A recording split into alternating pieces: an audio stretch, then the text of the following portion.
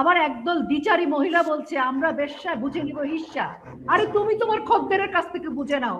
তুমি ইউনুস তোমার খদ্দের, কারণ তুমি জুলাইতে ইউনুসের পক্ষে রাস্তায় নেমেছো। তুমি ইউনুসের সাথে তোমার বেশ্যাগিরির হিসেব বুঝে নাও। নারীদেরকে যে বেশ্যা বলা হলো, তাহলে পুরুষরা কি বেশ্যার স্বামী, বেশ্যার ছেলে? তাহলে এই 5.5 কোটি বা জনগণ বেশ্যার স্বামী, বেশ্যার ছেলে, বেশ্যার ভাই? তাহলে বাংলাদেশের যত পুরুষ আছে এদের পরিচয় কি? মুখে বলছে বেশ্যা, ধানমন্ডি 32-কে তারা পতিতালয় বানাবে, কি বলা বাকি রেখেছে? গরিমতের মাল, এগুলো কি তারা বলেনি? নারী ঘরে থাকবে, একজন পুরুষ 4টা মেয়ে বিয়ে করতে পারে, দুজন দ্বিতীয় স্ত্রীকে বিয়ের সময় কোনো রকমের কোনো পারমিশন লাগবে না, কোর্টে রায় দিচ্ছে। তারা নারীর প্রতি কোথায় সম্মান দেখিয়েছে? জামাতের আমির যে বক্তব্য দিলেন সেটিকে আপনি কিভাবে দেখছেন? এটি কি খুবই স্বাভাবিক একটা বিষয় কিনা? জামাতের কাছ থেকে এই কথাগুলো তো আপনারা সবাই কেন তো বিস্মিত হচ্ছেন আমি বুঝতে পারছি না। 1971 সালে জামাত যা করেছে তারপরে তো বিস্মিত হওয়ার কিছু নেই। আমি মোটেও বিস্মিত না। আমি দুঃখিত এই জন্য যে এইরকম চরিত্রের জামাত ইসলামকে বা বাংলাদেশে 5ই আগস্ট 2024 পরবর্তী সময় মেইন স্ট্রিম রাজনীতিতে নিয়ে আসা হয়েছে, এবং জামাত রাষ্ট্রে শ্যাডো সরকার বলা শুধু বললে কম হবে। জামাতি যেন উত্থান ঘটেছে রাষ্ট্র পরিচালনায়। জামাতি প্রেসক্রিপশন দিচ্ছে ডক্টর মোহাম্মদ ইউনূস, সেই প্রেসক্রিপশন অনুযায়ী রাষ্ট্রকে পরিচালিত করছে। কাজে আমি মোটেও বিস্মিত না, আমি দুঃখিত এই কারণে। আর 5 আগস্ট 2024 থেকে শুরু করে গত 17-18 মাস যা যা ঘটেছে নারীর সাথে, সেই ঘটনাগুলো তো কে করেছে? সে ঘটনা তো কোনো মুক্তিযুদ্ধের সপক্ষের শক্তির কোনো মুক্ত মনা মানুষ করেনি। করেছে তো জামাত ইসলামের সেই তৌহিদি জনতা, সেই সকল লালবদর, সেই সকল রাজাকারদের লোকজনই তো করেছে।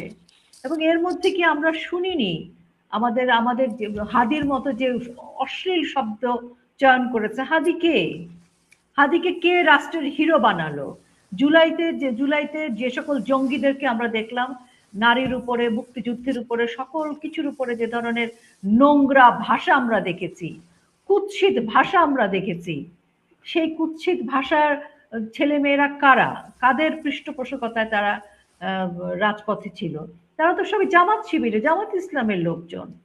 কাজে আজকে নতুন করে বলার কিছু তো নেই।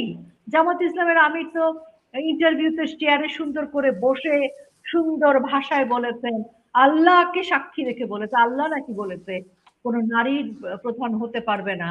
এগুলো তো উনি একেবারে সব জ্ঞানে ইন্টারভিউতে বলে দিয়েছে সবকিছু। তাহলে উনার কি বলে সোশ্যাল হ্যান্ডেলে কি হলো না হলো, হ্যাক হলো, সমস্ত ফালতু কথা বলে তো কোনো লাভ নেই।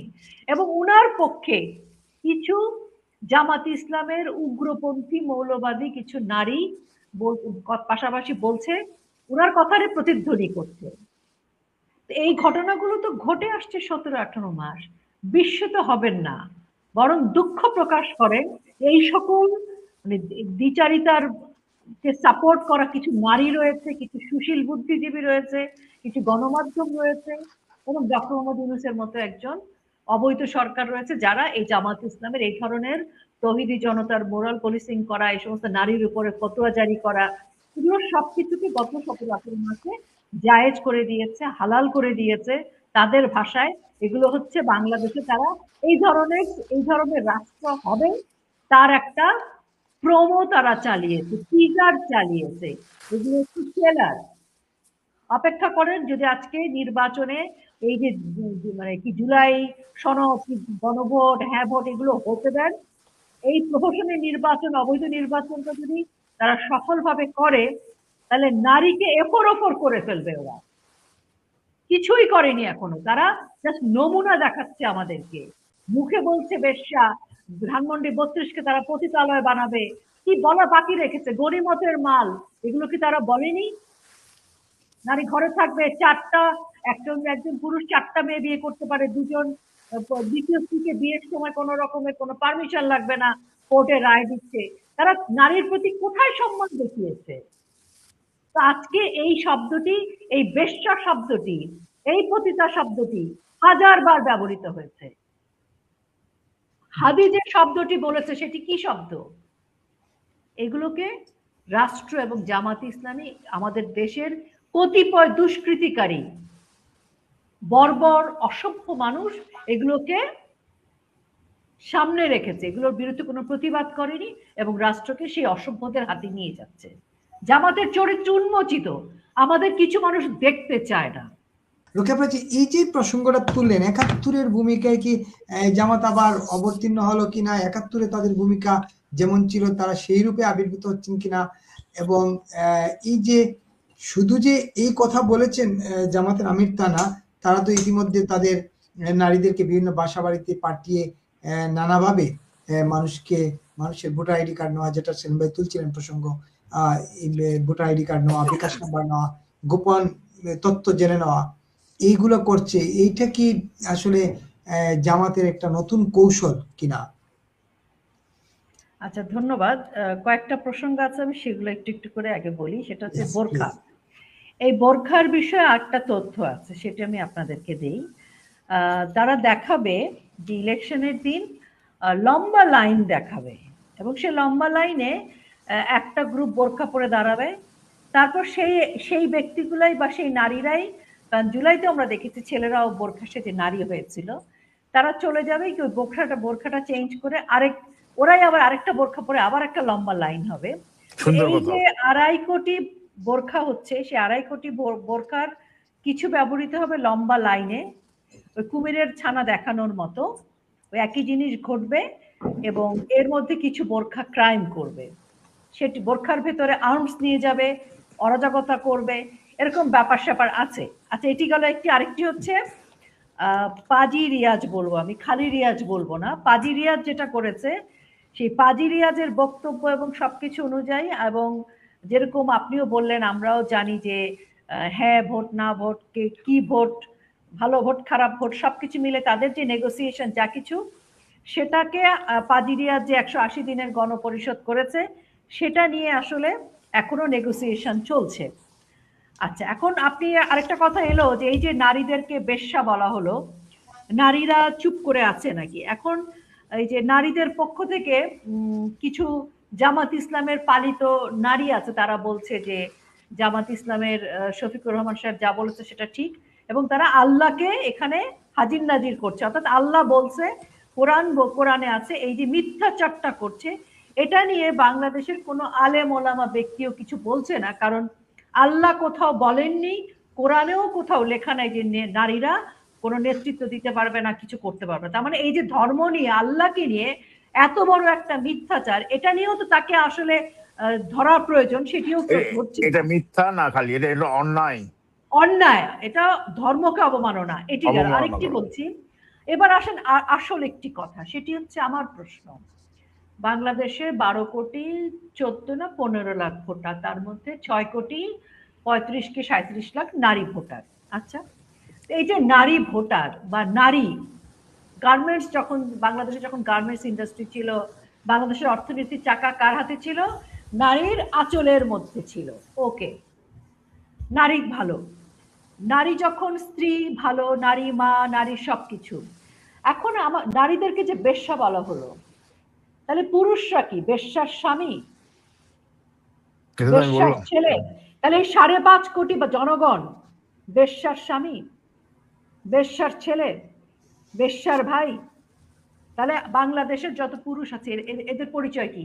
এরা কারো না কারো স্বামী, কারো না কারো ভাই, কারো না কারো ছেলে, কারো না কারো বাবা মা, তাই তো? তাহলে বাংলাদেশের বাকি পুরুষদের পরিচয়টা কি দাঁড়ালো? আমরা বেশ্যা, আমাদের স্বামী, আমাদের ভাই, আমাদের বাবা, আমাদের সন্তান সকলে বেশ্যার সন্তান, বেশ্যার ভাই। তাহলে বাংলাদেশের পুরুষদের পুরুষত্বটা কোথায়? বাংলাদেশের পুরুষরা কি নপুংসক হয়ে গেছে?